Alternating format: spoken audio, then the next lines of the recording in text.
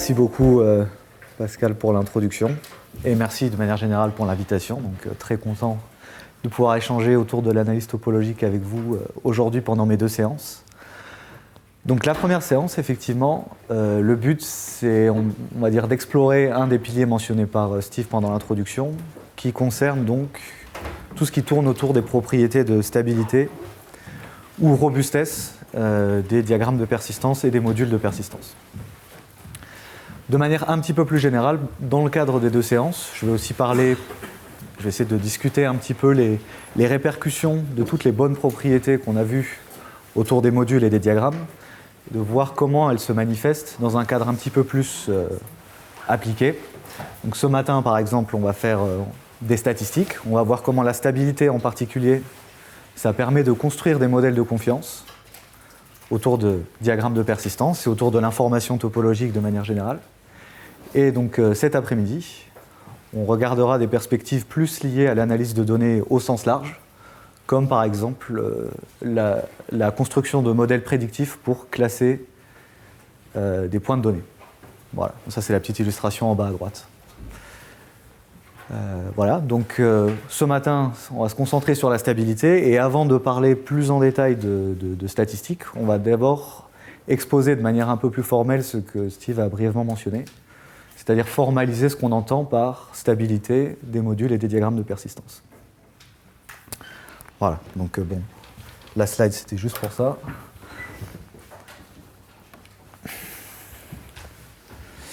Alors, il faut que j'appuie plus, ouais.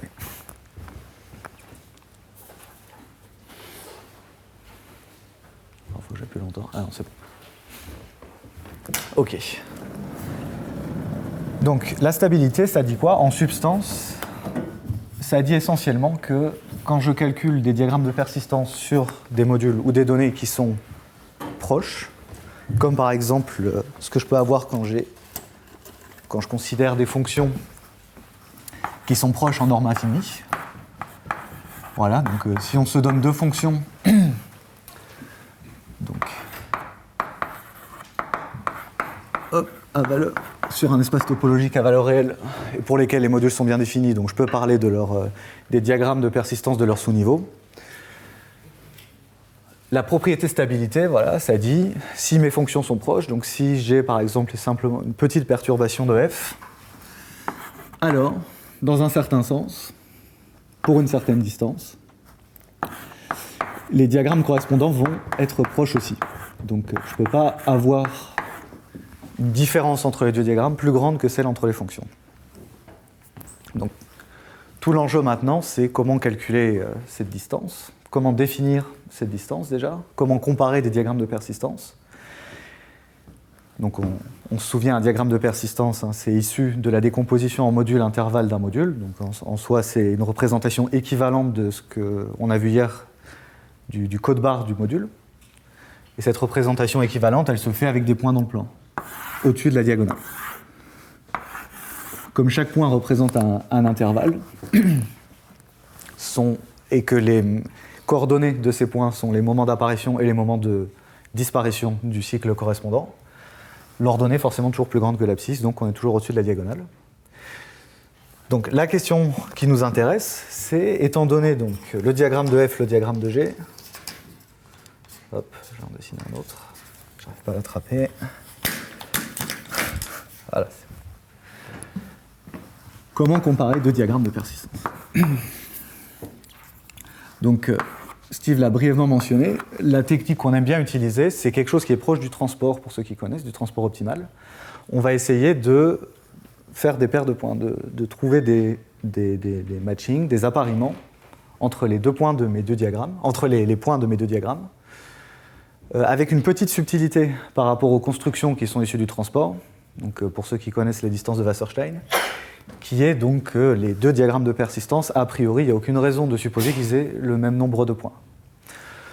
Donc c'est pas grave, on va quand même matcher ceux qu'on peut, par exemple ces 2-là, intuitivement on a envie de les mettre ensemble, et si on a des points en trop, eh ben on les attache à la diagonale. Avec l'idée qu'un point près de la diagonale, ça correspond à un intervalle donc, de faible longueur, Donc la plupart du temps, on interprète ça comme du bruit. Alors, donc la manière de définir ça proprement, finalement, c'est relativement facile. On va commencer par définir une correspondance partielle entre diagrammes. Donc partielle parce que j'ai pas envie de matcher tous les points ensemble, puisque de toute façon ça n'a pas de chance de chercher une bijection. Donc on va chercher à matcher qu'un sous-ensemble de points. Voilà, il y a l'inertie. Hop, une correspondance partielle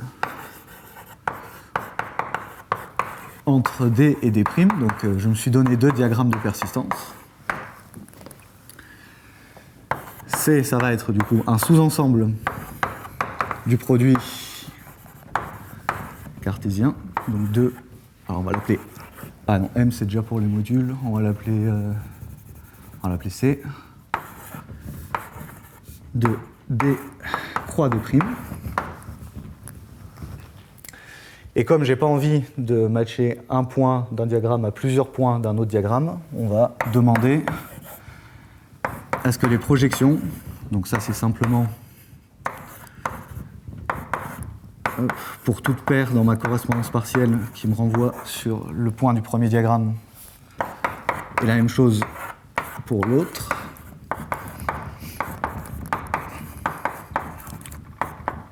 P'. On veut que ça, ce soit des fonctions injectives.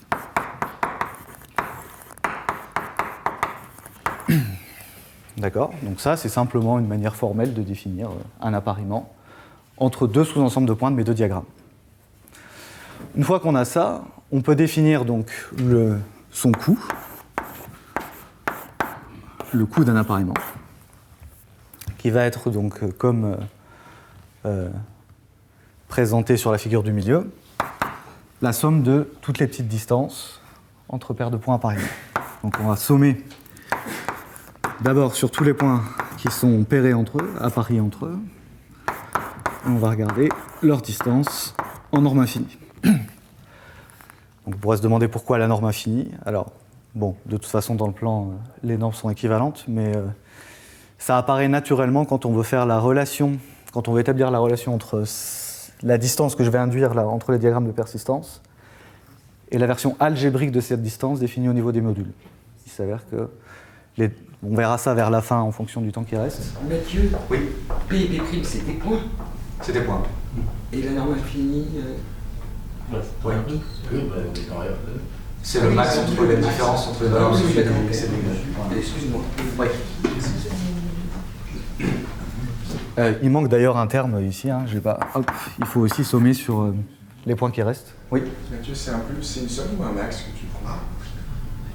Pour le moment, c'est une somme. C'est une somme, d'accord. Oui. Pour le moment, c'est une somme. On va voir qu'effectivement, il y a plusieurs manières. En fait, on peut ne pas forcément faire une somme. On va voir ça dans une seconde. Voilà. Somme sur, donc, là, on va prendre les points qui ne sont pas appariés. Ceux-là, on va les envoyer à la diagonale. Donc on regarde la distance entre le point et sa projection sur la diagonale. Et la même chose, donc de l'autre côté, c'est symétrique. P' qui n'est pas dans l'image de pi2. P' moins pi delta P'. Enfin.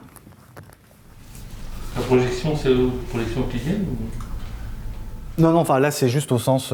Alors là c'est. Ah oui, pardon, au sens euclidien. Oui.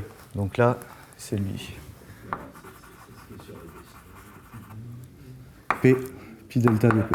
Dans la distance pour la norme infinie. Voilà. La projection pour la norme 2. Voilà. Il y a une raison un peu algébrique, c'est qu'on verra plutôt vers la fin. C'est-à-dire qu'on peut faire le lien entre cette distance et une autre distance au niveau des modules. Et ça. Pour dire que les 2 distances sont égales, il faut passer par la norme infinie. Mais bon, à un facteur près, on peut utiliser d'autres normes ici. Voilà. Donc ça, c'est le coût. Alors, on va même rajouter... Hop, on va se donner un entier. On va appeler ça le Q coup, en mettant ça à la puissance Q, 1 sur Q. Voilà, et donc une fois qu'on a ça, simplement, on peut définir une distance entre diagrammes, dq, entre d et d',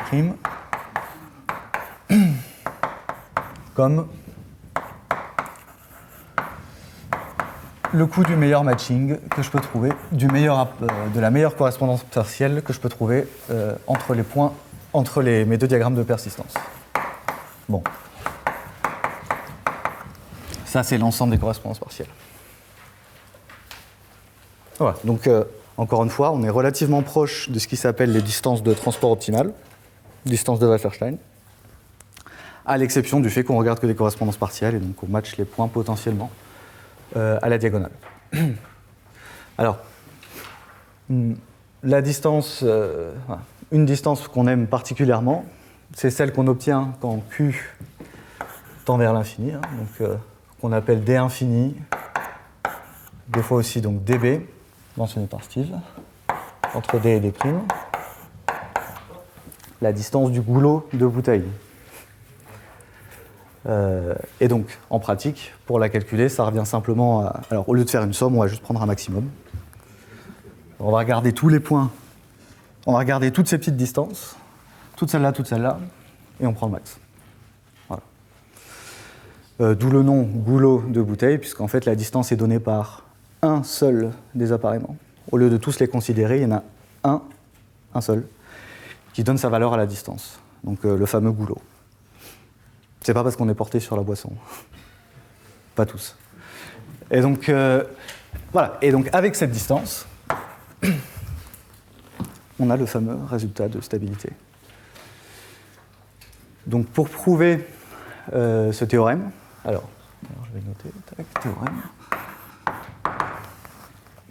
Alors, bon, il y a plusieurs manières de faire. La preuve historique remonte à 2007, je crois, qui a été généralisée, étendue de plein de manières. Vers la fin de la séance, en fonction du temps, je vais essayer on verra, mais j'aurai peut-être une petite discussion à propos de ça, sur un petit schéma de preuve. Alors, donc, si j'ai le temps, je montrerai comment on peut facilement obtenir une inégalité comme ça, mais avec un facteur 8 ici. Voilà.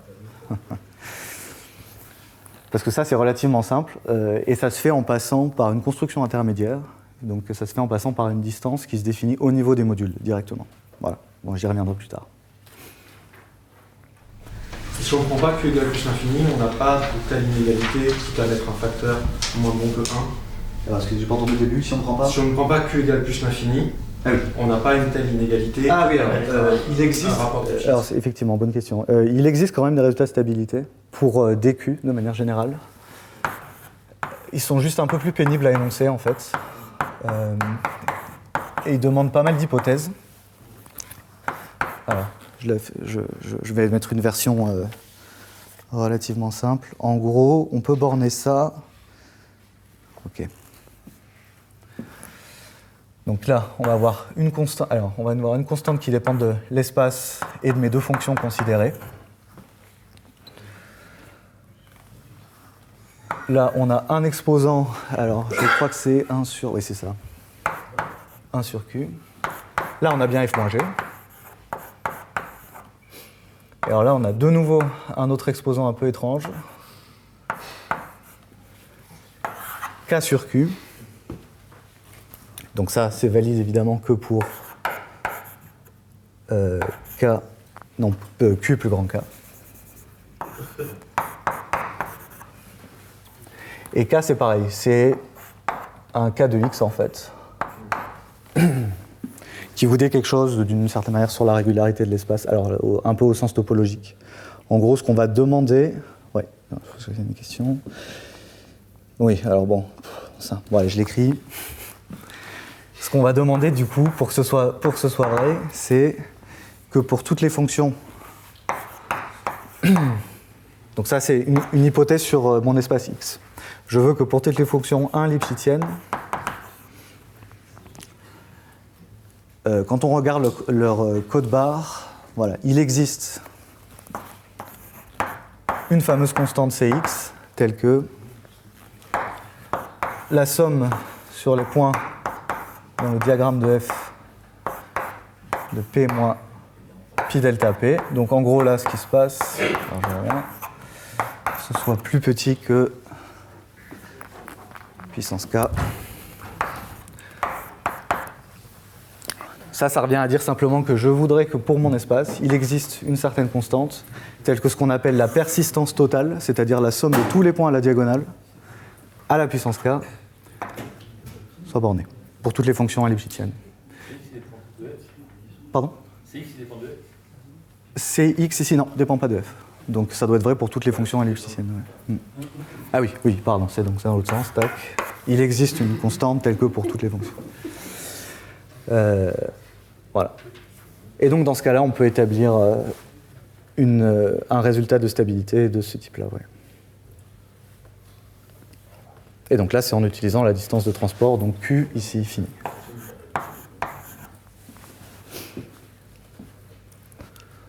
Voilà. Mais bon, souvent, quand on parle du théorème de stabilité, c'est plutôt à celui-là qu'on pense. Voilà. Alors, dans le cadre, donc ça, bon, c'est la stabilité de manière générale. On y reviendra sur sa version. On reviendra sur sa version algébrique vers la fin. Tac. Ce que j'aimerais discuter maintenant, c'est les répercussions de ce théorème dans un contexte un peu plus statistique. Donc maintenant, je vais me mettre dans un cadre un peu spécial. Alors, hop.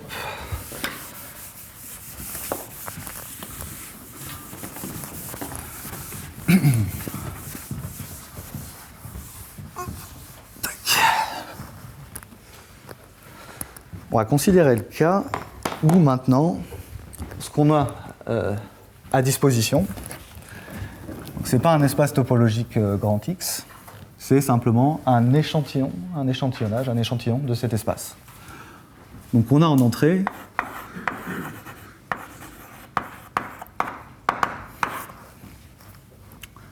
un nuage de points, P,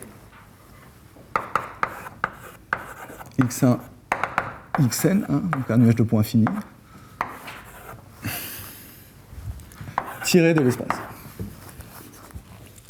Bon, de temps en temps, je l'appellerai comme ça parce que c'est la notation standard en statistique. Donc bon, je vais un peu alterner entre les deux. On a bien l'appeler X chapeau n aussi. Voilà, donc on n'a pas l'espace topologique de base, mais on a quand même juste un de ces échantillons. Donc question, quelle est la topologie ? Comment peut-on estimer la topologie de ce sous-échantillon, d'accord ? Ou plutôt, de manière un peu plus précise, est-ce qu'on peut lire la topologie de X, bon, son diagramme de persistance par exemple, à partir d'un diagramme calculé uniquement sur X1, Xn, sur un échantillon. Donc, Steve, par exemple, dans son introduction, a mentionné une construction qui paraît naturelle. Quand on a juste un nuage de points, on peut centrer des sphères, des boules autour des points. Et l'union de ces boules nous dit quelque chose sur la topologie du nuage. D'accord ? Là, par exemple, si je calcule l'homologie de cette union, dimension 1, je vois qu'il y a un cycle ici, en dimension 1. Bon, alors, évidemment, pas très simple de faire ça directement dans un ordinateur. Ce qui est plus pratique, c'est d'essayer de construire un complexe simplicial sur ce nuage de points, puisque sur un complexe simplicial, vu que c'est un objet très combinatoire, bon, comme on a vu hier, il y a un algo, réduction, on représente l'opérateur de bord par sa matrice, on la réduit, on a un diagramme de persistance. Donc, le but, maintenant, ça va être construire donc, des complexes simpliciaux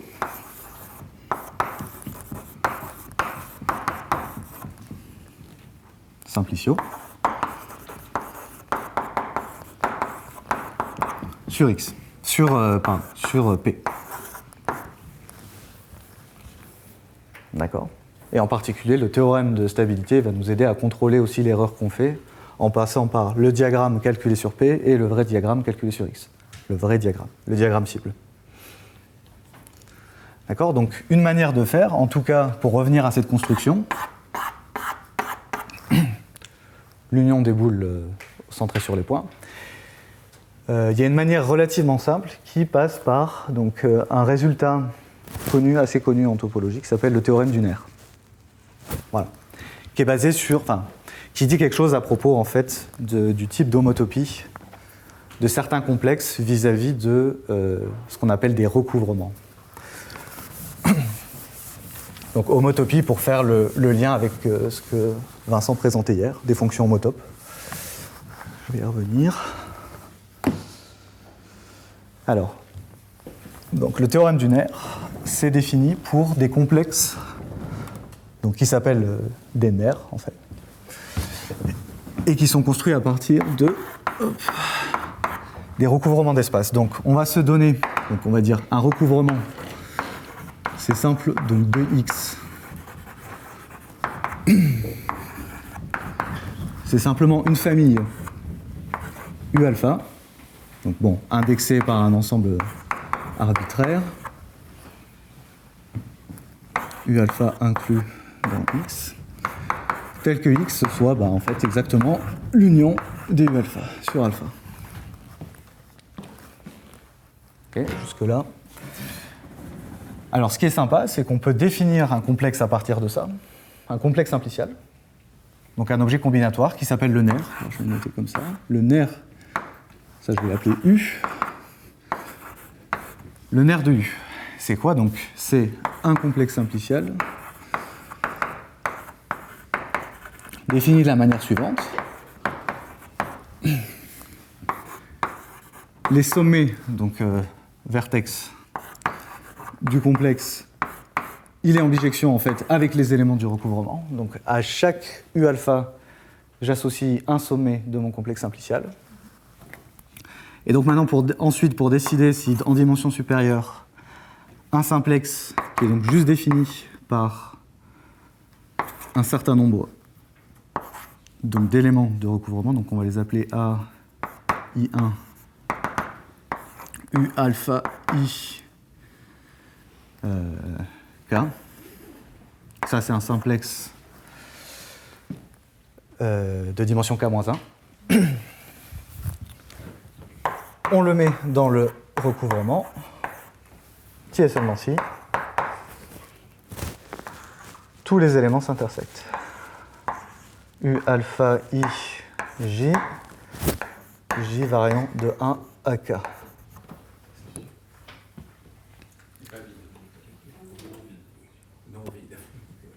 Oui, pardon. Oui. Oui, tout à fait. Oui. Effectivement. Voilà, donc, l'avantage, alors, avant de présenter le théorème du nerf, déjà, une manière simple d'illustrer ça, c'est de revenir ici. On peut interpréter chacune de ces boules comme un certain U alpha. Et donc construire le complexe du nerf en disant, à chaque boule, je vais associer un sommet de mon complexe. Donc par exemple, je peux prendre les centres, histoire de le dessiner. Et ensuite, je vais décider de créer des simplexes uniquement en regardant les intersections. Donc là, toutes mes sphères, comme ça, elles s'intersectent. Enfin, ces deux sphères-là s'intersectent, par exemple. Donc, on dessine l'arête entre les deux. Pareil pour lui. Hop, et là, j'ai un complexe simplicial, dans ce cas-là, qui a la topologie qu'on espère. D'accord ? En tout cas, il a la même topologie que l'union des boules. Pour cette construction-là, ce n'est pas un hasard, parce que en fait, c'est même garanti par ce fameux théorème du nerf, qui vous donne une condition pour lesquelles ce sera vrai, en fait, pour lesquelles le complexe du nerf, ici, NU, a les mêmes groupes d'homologie que l'espace lui-même, que X. Donc ça s'écrit comme ça. La seule alors, il y a plusieurs versions plus ou moins générales. Une version relativement simple, théorème, nerf.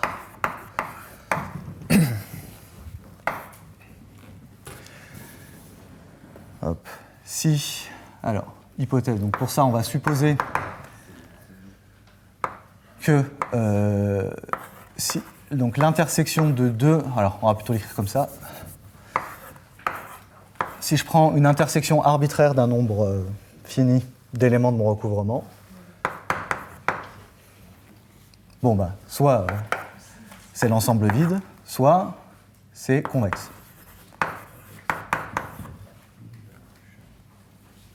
Alors, on dirait un phi. Voilà. Soit ça, soit ça. Alors, dans ce cas-là, donc, on a que les groupes d'homologie sont les mêmes, enfin, sont isomorphes.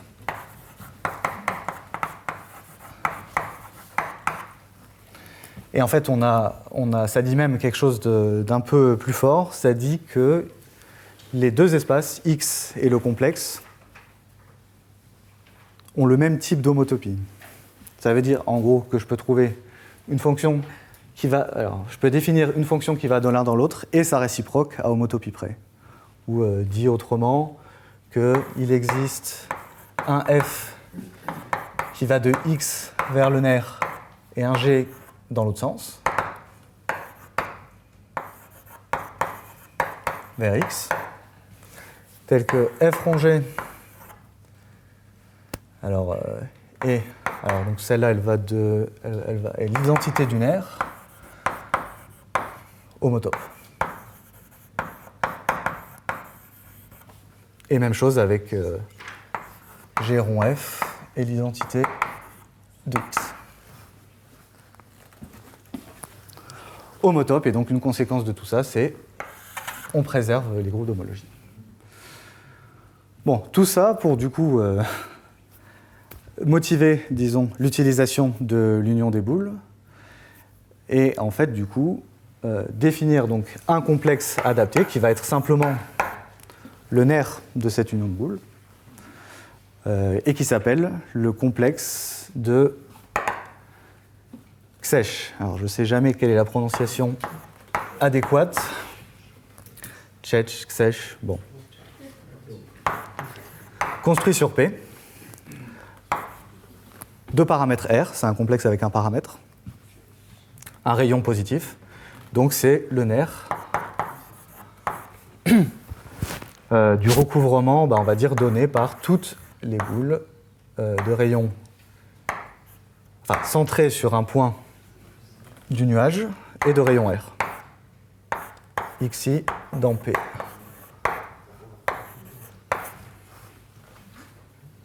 Et donc le théorème du nerf, il nous dit simplement que ça, c'est exactement la même chose que regarder les sous-niveaux de la fonction distance au nuage de points, comme l'avait présenté hier Steve. Donc c'est une conséquence immédiate, on va dire, conséquence. Ah bon, non, c'est bon.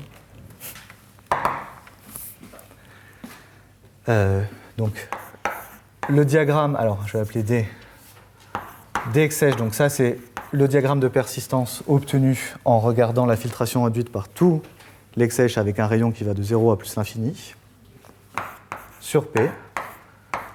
C'est la même chose en fait que le diagramme de FP, où FP est défini par... Alors là, je commence à être dans le coin là.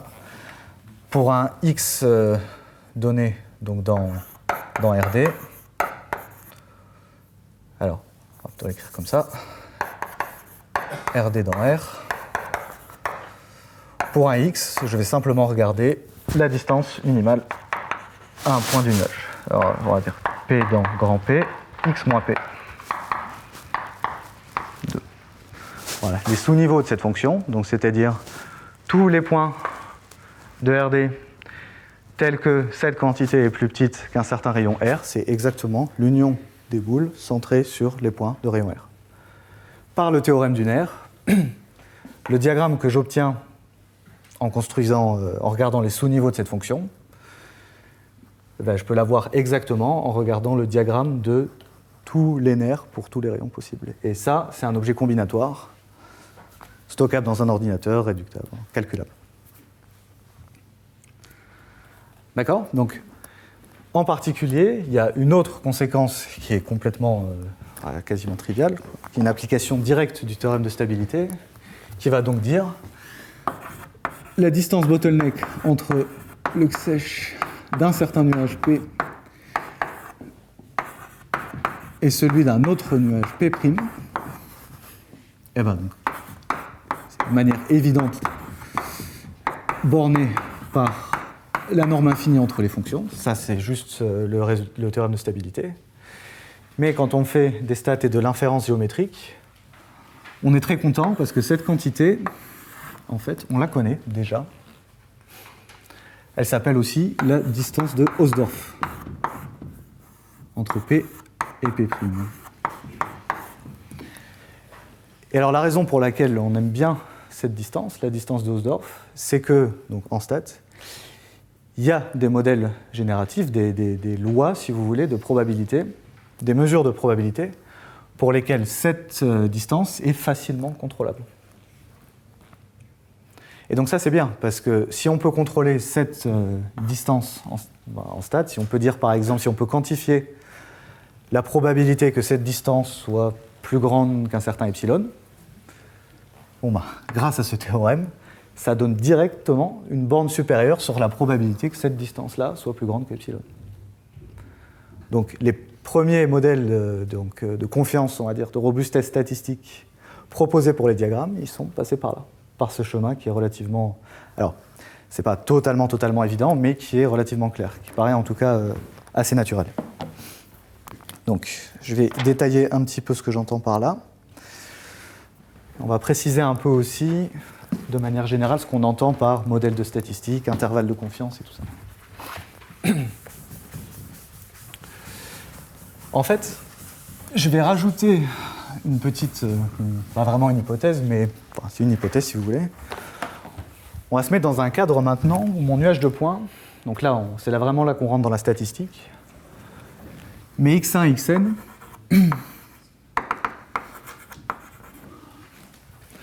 en fait, sont tous tirés suivant une certaine mesure de probabilité. D'accord ? Et x, maintenant, on va l'interpréter comme le support de cette mesure, c'est-à-dire, donc cette mesure est définie sur RD, les positions, les endroits sur lesquels ma mesure est strictement positive et non nulle. Support de mu. On le voit souvent écrit de cette manière aussi. X égale X mu égale le support. Bon, ce que ça veut dire, d'une part, c'est que cette quantité-là, par exemple, c'est une variable aléatoire. D'accord ? X1 et Xn sont des variables aléatoires, donc cette quantité est aussi stochastique. Donc c'est naturel de calculer des probabilités dessus, mais disons dans un cadre formellement statistique, on va en fait se poser la question, déjà, quelle est la probabilité du support ? Est-ce que je peux y accéder en regardant simplement, la probabilité, quelle est la topologie du support et est-ce que je peux y accéder en regardant la topologie d'un échantillon ? Et est-ce que je peux même quantifier ou borner la probabilité que la distance entre ce que je viens de me calculer sur un échantillon, lui on va souvent en terminologie statistique, on appelle ça mon estimateur. Estimateur, comme par exemple vous avez l'estimateur de la moyenne d'une loi, c'est la moyenne empirique. Bon bah là pareil, on imagine que ça c'est l'estimateur d'une quantité sous-jacente, le diagramme du support de ma mesure. Et on va vouloir quantifier la proba que ça soit plus grand qu'un epsilon donné. D'accord ? Alors, il y a une manière un petit peu... alors, je vais passer sur les slides pour le coup. Une manière d'illustrer ça.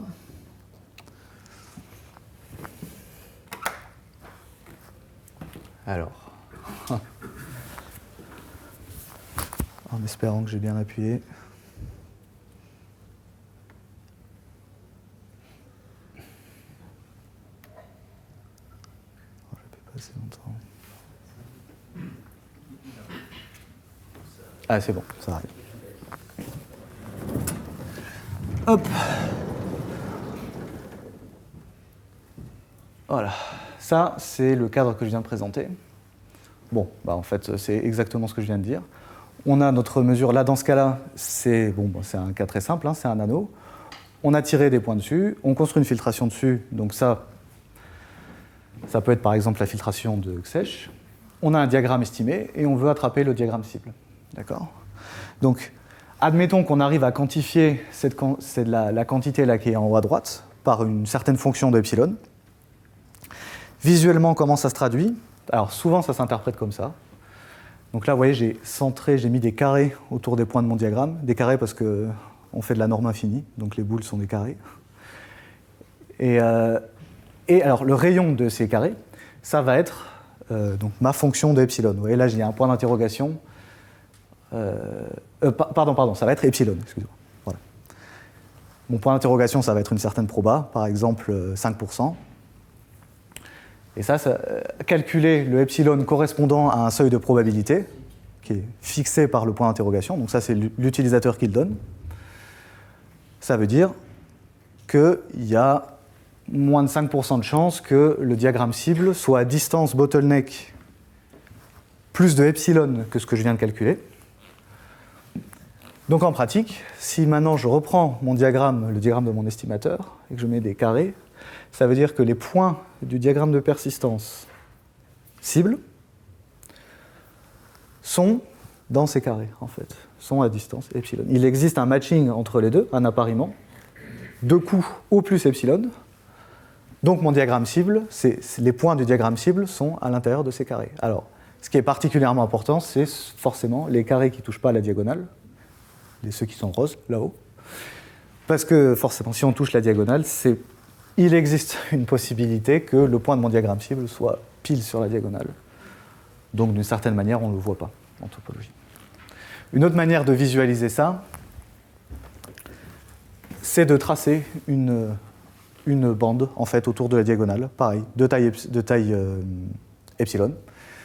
Tout ce qui est dedans, on va interpréter ça comme du bruit. Tout ce qui est dehors, on va interpréter ça comme du signal, ce qu'on veut attraper. Et vous voyez que ça résout un petit peu une question qui est un petit peu laissée en suspens quand on présente juste la stabilité, ou pas forcément la stabilité, mais déjà les diagrammes, et qu'on dit les petites barres correspondent à du bruit. Bon, quand on dit ça, on a un peu tout et rien dit, parce que quel est le seuil? C'est-à-dire à quel moment je suis suffisamment proche de la diagonale pour être considéré comme du bruit, et à quel moment je suis trop loin et je considère que c'est du signal. Bon, bah là, on prend l'approche où on se fixe un seuil de probabilité, et pour un certain seuil, par exemple, voilà, 5%, je trace ma bande, en supposant que je sais calculer qu'à partir d'un seuil donné par le point d'interrogation, je sais calculer le epsilon correspondant, je trace la bande et je peux décider, là de manière claire, ce qui est interprétable comme du bruit. Donc je ne peux pas être sûr que, on va dire, mon nuage de points exhibe la topologie correspondant à ces cycles-là. Par contre, ce qui est en dehors, j'en suis sûr à 95% si mon seuil c'est 5%. Voilà, alors, juste après, je le ferai un petit peu après, donc je vais illustrer ça sur des exemples pratiques, mais avant ça, je vais juste avoir un petit mot sur comment on les calcule, ces fameux intervalles de confiance. Hop, f de epsilon. Bon alors déjà, la première étape, elle est hyper claire, elle vient juste du théorème de stabilité, c'est que cette proba, déjà, c'est plus petit que ça. X mu plus grand que epsilon. Bon, ça, c'est le théorème de stabilité.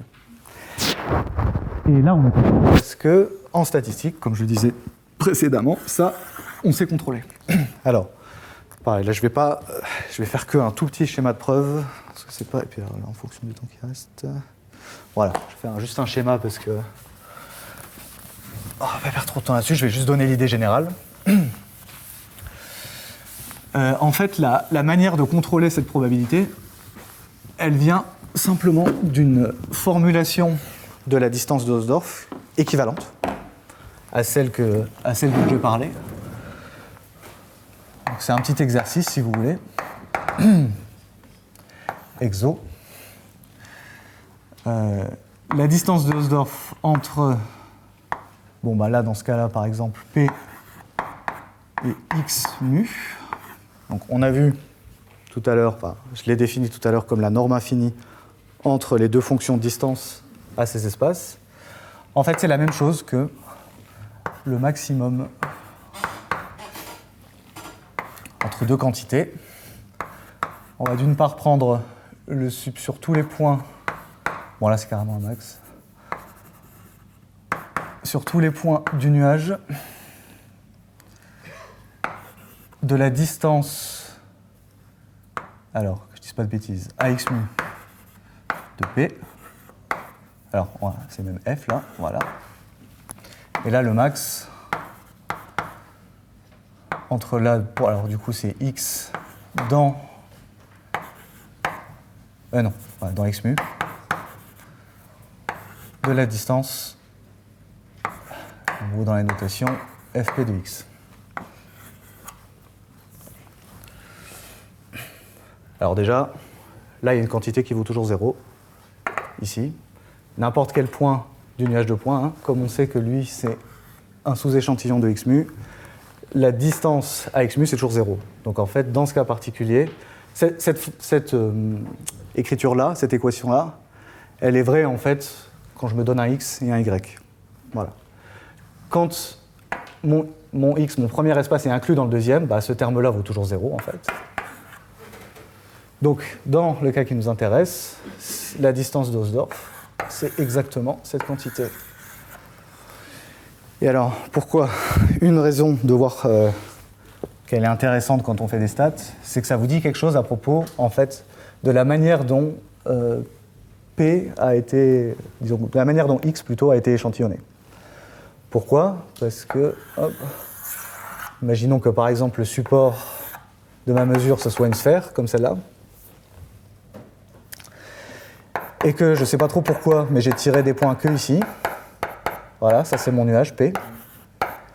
Bon bah c'est sûr que si je prends un point X ici, ça va être coûteux, hop, d'aller chercher un point de l'échantillon.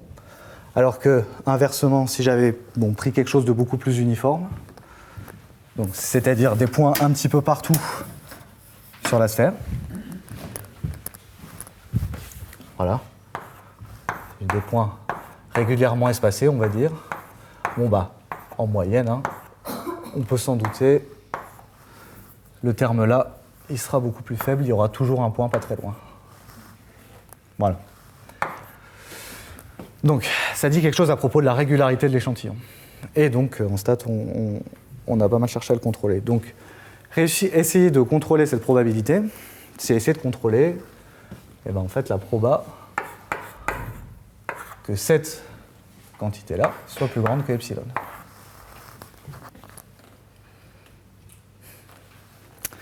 Donc, alors là, c'est vraiment que vraiment un schéma de preuve. L'idée pour contrôler ça, c'est de passer par ce qui s'appelle, donc de nouveau par un recouvrement en fait de mon espace. Donc là, on va avoir X mu. Je vais avoir mes points de mon échantillon. Donc ça, c'est les points de P. Voilà, j'en ai un petit peu partout. Et ce que je vais faire, c'est que je vais calculer un recouvrement de X mu avec des boules, comme d'habitude. Donc je vais en particulier trouver des centres, comme ça, associés à des boules de rayon R, telles que tous ces centres, l'union de tous ces centres, ça contient X. Voilà, il en faut encore un ici et un ici. D'accord? Donc le nombre de centres là dont j'ai besoin, il s'appelle en fait le nombre de recouvrements. On va l'appeler NCO. Alors, covering number en anglais. Moi j'ai traduit moi-même par nombre de recouvrements. Je ne sais pas vraiment si c'est adéquat. Il y a peut-être mieux. En tout cas, la raison pour laquelle on passe par là, hop, il en manque un là, c'est que par inégalité triangulaire, bon, c'est pas totalement trivial, il faut l'écrire, mais c'est pas très compliqué. On peut ramener ce calcul ici. Donc en gros, ce calcul-là, je rappelle, c'est simplement pour tout point de x, on va regarder la distance au point de l'échantillon le plus proche et on va regarder ça pour tout x. On prend le sup sur tout x. On peut ramener ça en fait à plus ou moins la distance max entre un de ces centres et un point de l'échantillon. Tout simplement parce que, voilà, admettons, on se fixe un certain epsilon, donc je vais calculer un recouvrement de x avec des boules de rayon epsilon sur 2, par exemple. D'accord ? Et par inégalité triangulaire, la distance d'un point, n'importe lequel, à un point de l'échantillon, c'est plus petit que la distance de ce point-là à un centre, la distance d'un centre à un point de l'échantillon. Ça, c'est contrôlé parce que c'est des boules de rayon epsilon sur 2. Donc, à la fin, il me reste la proba que la distance entre un centre, du coup, le max sur tous les centres, de la distance à un point de l'échantillon soit plus grande que epsilon sur 2. D'accord ? Pour contrôler ça, pour que ça soit plus grande que epsilon, il suffit que cette quantité soit plus grande que epsilon sur 2, ça c'est bon, c'est garanti, c'est un recouvrement avec des boules de rayon epsilon sur 2. Et donc il me reste juste à contrôler la proba que le max sur tous les centres de la distance à un point de l'échantillon soit aussi plus petit que epsilon sur 2. D'accord ? Et ça se fait comment ? Donc je l'écris là rapidement. À la fin, on se retrouve à essayer de contrôler la proba que le max... Alors ceux-là, on va les appeler... Je ne sais plus où j'ai mis ma craie bleue. Ah voilà. On va les appeler les CJ. Donc pour 1 J, le nombre d'éléments de recouvrement, de la distance entre CJ et... ah oui, donc là il faut un min aussi. Donc min sur P, un point du nuage, de CJ moins P, plus grand que epsilon sur 2. Voilà. Et donc, si ça c'est vrai, si cette quantité-là est bien plus grande que epsilon sur 2, ça veut dire quoi ? Ça veut dire que j'ai réussi à trouver un point dans mon espace qui n'est dans aucune de ces boules. Et ça va être contrôlé par le fait que le nombre de recouvrements est lui-même contrôlé. Suivant certaines hypothèses de régularité sur les mesures. Je ne rentre pas dans les détails parce que là, je crois qu'il me reste déjà plus énormément de temps. Mais l'idée, c'est essentiellement de passer par là. Tout est détaillé dans les notes de cours si vous voulez y jeter un œil. Mais ce n'est pas beaucoup plus compliqué que ça. Et donc en particulier, ça s'écrit comme... Alors, la constante ici, elle vaut quoi déjà ? Que je dise pas de bêtises. Ah oui, c'est là. Je me souviens jamais. Ah voilà. C sur epsilon b exponentielle de moins NA. Je l'ai reperdu. Moins C prime N. Epsilon sur 2 b. Alors, de nouveau, je passe les détails. Là, vous voyez qu'il y a un petit b. Un réel dont je n'ai pas parlé. C'est un paramètre de ma mesure, en fait. Ce qui se passe, c'est que cette quantité-là, cette borne-là, est valide pour toutes les mesures mu qu'on appelle A, B standard. Alors, en pratique, ça veut juste dire que la mesure d'une boule, de n'importe quelle boule, est au moins A fois R puissance B. Voilà, le minimum entre ça et 1, évidemment. Donc pour toutes les mesures qui vérifient ça, les mesures uniformes par exemple, c'est leur cas, et ben, ce B-là, qui est donc un paramètre de la mesure, il apparaît dans la borne et dans le calcul de l'intervalle.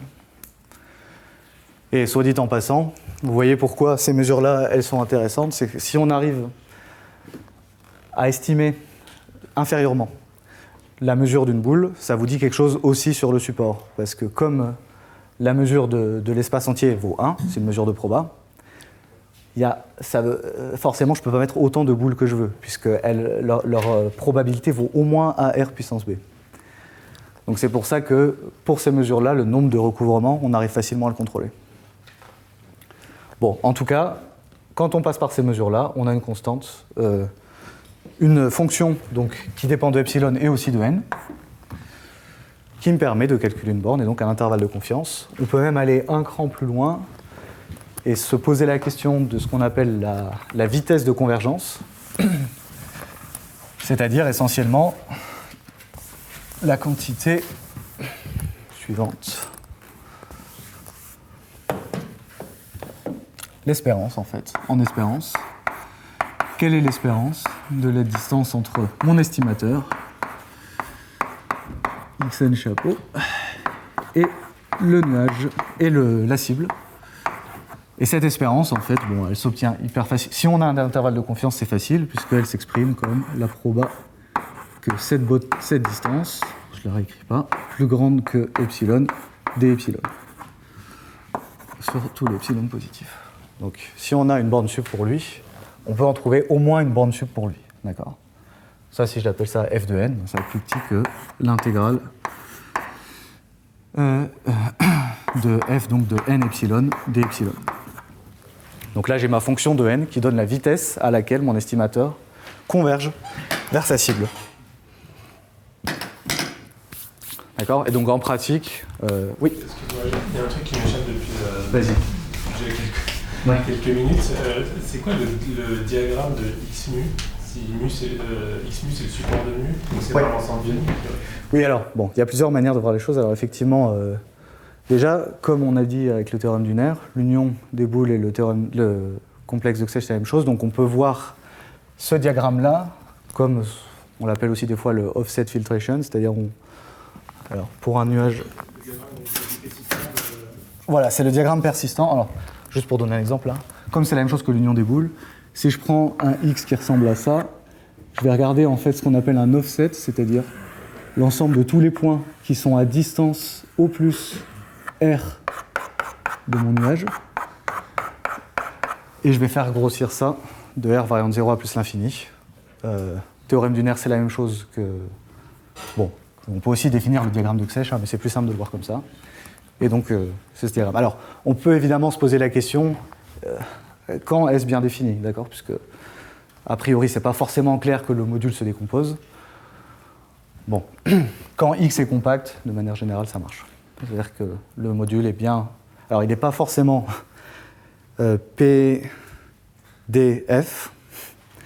il n'est pas forcément point à point de dimension finie, mais par contre, ces morphismes sont tous de rang fini. Et ça suffit pour définir un module intervalle. Enfin, pour définir une décomposition en intervalle. Voilà, et donc c'est ma cible pour le coup. On peut calculer un intervalle de confiance, on peut calculer à quel point ça va vite. Un truc qu'on aime bien faire d'ailleurs quand on représente la vitesse, le genre d'expérience qu'on aime bien faire là-dessus, c'est tirer des points pour un n de plus en plus grand. Et en fait, calculer donc, toutes ces distances, bon, en supposant qu'on connaît le support, hein, donc qu'on puisse calculer cette distance en fait, et regarder en fait le log de cette espérance. Pourquoi ? Parce que du coup, ça va faire apparaître ce B.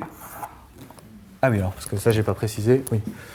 Ça, du coup, après calcul, hein, une fois qu'on a intégré cette fonction là-bas, on arrive à quelque chose de l'ordre de log n sur n puissance 1 sur B. Et donc, quand on prend le log de ça, on fait apparaître le 1 sur B en coefficient d'une fonction linéaire.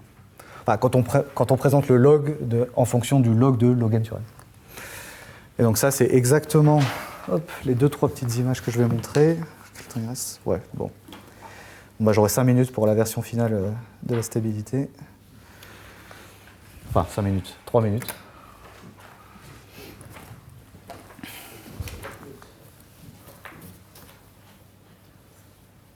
Mais ça va aller vite.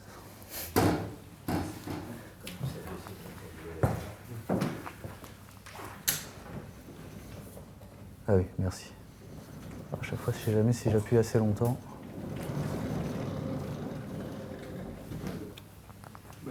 Ah, c'est bon. Ça arrive. Voilà, ça, c'est des exemples qu'il y a dans les notes de lecture. les notes de cours, pardon. 2 petits jeux de données relativement simples avec de la topologie à l'intérieur. Le premier, c'est un bras robotique. D'accord ? Et il est paramétré par les angles, en fait. Donc il est constitué de 3 axes fixes, quoi, 3 bâtons. Et on va simplement caractériser la configuration du bras avec deux angles, les angles entre les deux paires consécutives. Ça vit sur un tore, ces choses-là. Pourquoi? Parce qu'en fait, une configuration, c'est simplement un produit cartésien, une paire d'angles. La même chose qu'un tore. Donc, qu'est-ce qu'on peut faire? On peut, disons, sampler, regarder la position du bras au cours d'un mouvement spécifique, et en fait, ça va vous échantillonner un tore. Donc ça, c'est celui qu'on voit là au milieu. À partir de là, je peux jouer au jeu dont j'ai parlé, c'est-à-dire calculer l'estimateur. Ça, c'est le diagramme qu'on voit avec les points rouges et les points bleus. Rouge et bleu, c'est la dimension homologique. Et calculer un intervalle de confiance. Donc ma fonction, là, de epsilon, on se fixe un seuil, par exemple 5%, ça nous donne la bande rouge, et ça nous dit, en dehors de la bande rouge, c'est du signal, dans la bande rouge, c'est du bruit. Et là, c'est un exemple pour lequel on est content, ça marche bien, parce qu'on retrouve bien en dehors 2 points en dimension 1, les 2 cycles du tore, et un point en dimension 0, sa composante connexe. On peut faire exactement la même chose, alors là c'est radicalement différent. Cette fois-ci, c'est des données pour le coup qui sont génomiques. Donc là, c'est un peu plus délicat parce que c'est des données en très grande dimension. Ce qui se passe, c'est qu'on a des cellules, chaque point est une cellule. Et ces coordonnées, les coordonnées qu'on crée, ça va être l'expression des gènes qu'on connaît, du génome humain. La raison pour laquelle on observe plus ou moins un anneau, c'est parce que ces cellules sont prises à différentes phases du cycle cellulaire. Donc, l'ADN passe par plusieurs phases, mais c'est un processus cyclique. Donc, quand on échantillonne et qu'on prend plein de cellules, on attrape quelque chose qui ressemble à un anneau. Et de nouveau, quand on calcule son diagramme, ce qu'on considère comme du risque, ce qu'on considère comme du signal, on attrape ce qu'il faut. Un point en dimension 1, le cercle. Un point en dimension 0, la composante connexe. Ça, c'est une autre visualisation pour le coup, c'est dont je parlais, c'est la visualisation de la vitesse. On prend le logarithme de l'espérance et on compare ça au log de log n sur n. On observe bien déjà que c'est linéaire et le coefficient de cette droite, c'est 1 sur b. Voilà. C'est un cas où on contrôle tout, on sait qu'on a une mesure AB standard et donc on attrape le b comme ça. Même chose pour lui. Un tore. Alors là, il y a un diagramme bleu, un diagramme rouge. Là, pour le coup, ça ne correspond pas aux dimensions 0, dimension 1, sinon ça ne marcherait pas. C'est juste deux filtrations différentes, histoire de montrer que la méthode marche plus généralement, pas forcément que pour les sèches, mais pour d'autres types. Et de nouveau, on fait une droite, on attrape le 1 sur b. Voilà, c'était juste ça. Alors, je crois que là, on arrive déjà au temps. Je vais avoir juste 2 minutes pour parler rapidement d'un truc que j'ai évoqué rapidement au début. La version du théorème de stabilité, mais définie au niveau des modules, cette fois-ci. Vous allez voir, finalement, c'est assez rapide.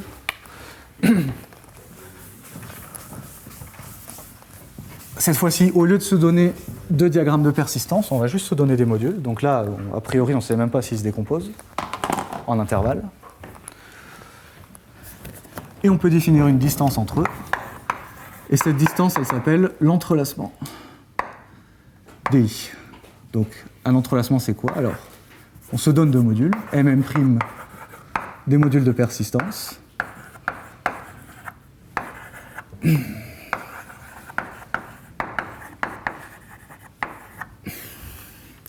Et on va donc, un epsilon positif, et on va dire un epsilon entrelacement.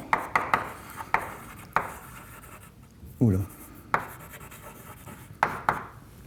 C'est simplement, en fait, des applications linéaires. Donc je vais les appeler phi t, qui va de m autant t vers m' autant t plus epsilon. D'accord, il y a un décalage temporel. Même chose dans l'autre sens. M' t vers m t plus epsilon. Alors évidemment, on ne veut pas n'importe quelle famille d'applications linéaires. Comme d'habitude, on veut qu'elles fassent commuter certains diagrammes. Donc ce qu'on veut en particulier, déjà, c'est les triangles, c'est-à-dire le petit shift à un temps donné qui m'envoie sur t plus epsilon et qui me renvoie là sur t plus 2 epsilon. Là, on a phi, là, on a psi. Et là, on a l'application du module lui-même, petit m, t plus 2 epsilon. Bon, ben, ça commute. D'accord? Même chose dans l'autre sens, hein. C'est-à-dire que je peux aussi rajouter ici, mettre des primes, et ici enlever le prime. J'inverse phi, etc. Bon, je ne le réécris pas. Et on veut préserver ça. On veut aussi préserver, comme pour des applications linéaires, ce qui se passe quand je fais un grand saut. Donc là, admettons, je vais à t', d'accord, un t' plus grand qu'un t.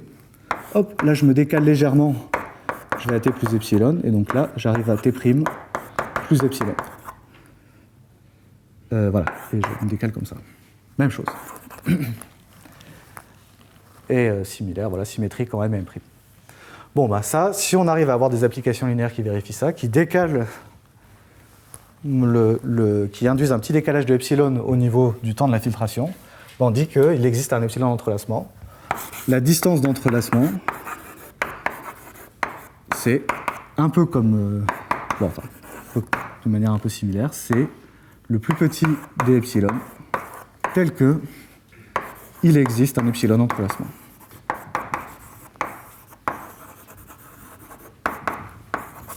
Voilà.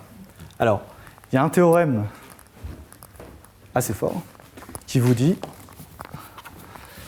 que finalement, regardez ça, quand les modules se décomposent, évidemment, c'est la même chose exactement que la distance du goulot de bouteille, bottleneck, DI entre M et M' égale goulot de bouteille D. Alors, on va les prendre issus des sous-niveaux de deux fonctions f et g, hein, df, dg.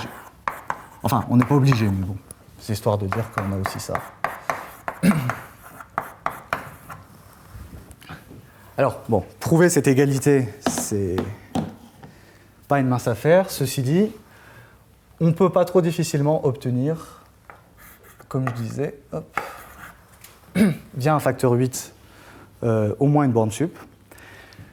La raison, en un mot, c'est de passer. Enfin, la preuve pour avoir ça, c'est de passer par une discrétisation du module. Vous voyez, si là, j'ai mon module M avec ma filtration, puis certains intervalles, ce que je peux faire de manière très simple, c'est simplement, hop, regarder mon M, mais à des pas fixes, d'accord, de taille, et là, il y a epsilon entre les pas. Il suffit de voir, en fait, que quand on regarde ce module, si on suppose que M se décompose en intervalles, hein, d'accord, on suppose que M, c'est une somme directe d'intervalles comme ça, c'est assez facile de trouver, de montrer et de prouver que sa discrétisation, donc, qui est donnée que par un nombre comme ça, discret, enfin fini, de morphisme entre les éléments du module, ça revient simplement hop, à clipper, d'une certaine manière, les bornes des intervalles sur leur point discret le plus proche. Et donc, quand je vais les comparer en bottleneck, vous voyez, donc là j'ai M, M tilde, ça va être la discrétisation à epsilon, son intervalle, lui, il va être là, et donc en fait, j'ai là, entre les deux intervalles, entre les deux extrémités de l'intervalle, j'ai O plus epsilon. Donc c'est relativement simple de montrer qu'entre M et sa version discrétisée, les bottlenecks sont à distance O plus epsilon. D'accord ? Donc maintenant, pour avoir la borne générale, la seule chose qui me reste à faire, c'est j'ai mon M ici, là j'ai mon M'. Je vais le discrétiser le premier, alors cette fois-ci avec 2 epsilon. Et je vais faire la même chose avec le deuxième, et puis vous voyez, je vais le faire entre les deux, là, comme ça. Hop. Et lui aussi, 2 epsilon ici. D'accord ? Donc là, j'ai mon M tilde, et là, j'ai mon M tilde prime. Ce que je peux faire maintenant, c'est regarder simplement le module que j'obtiens en suivant les flèches diagonales. Quelque chose de rigolo, alors si je l'appelle N, c'est que M tilde et M tilde prime, c'est aussi des discrétisations de taille 2 epsilon de N. Donc, finalement, la distance bottleneck entre le diagramme de M et le diagramme de M', par inégalité triangulaire, c'est la même chose que la distance entre M et M tilde, la distance entre M tilde N, la distance entre N, M tilde prime, et la distance entre M tilde prime, M prime. Et chacun est plus petit que 2 epsilon, parce qu'à chaque fois, c'est une 2 epsilon discrétisation. Voilà. Donc on est plus petit, on a un entrelacement. On est plus petit que 8 fois la distance d'entrelacement. Alors, ce qui est sympa là-dedans, c'est aussi que, pour en revenir au théorème de stabilité, si je vous donne 2 fonctions f et g en norme infinie plus petites que epsilon, ça induit directement un entrelacement entre leurs sous-niveaux. D'accord? Puisque, je m'arrêterai là-dessus, si on a ça, ça veut dire quoi? Ça veut dire simplement que f-1 de moins l'infinité est inclus dans g-1 de moins l'infinité plus epsilon, et vice-versa. Et donc, par fonctorialité de l'homologie, c'est là que ça intervient, on passe par le foncteur homologie pour transformer cette inclusion en application linéaire, ça nous fait un epsilon entrelacement. Donc, l'entrelacement entre les deux est plus petit que f-g, et donc, par ce facteur 8, c'est aussi vrai de la distance bottleneck entre les diagrammes.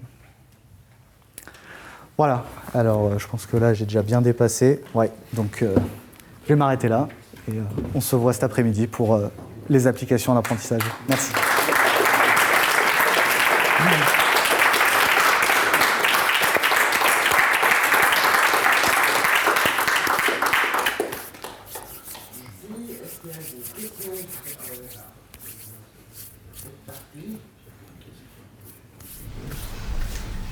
Comme ça, cet après-midi, on peut voir les applications qu'on a tout compris.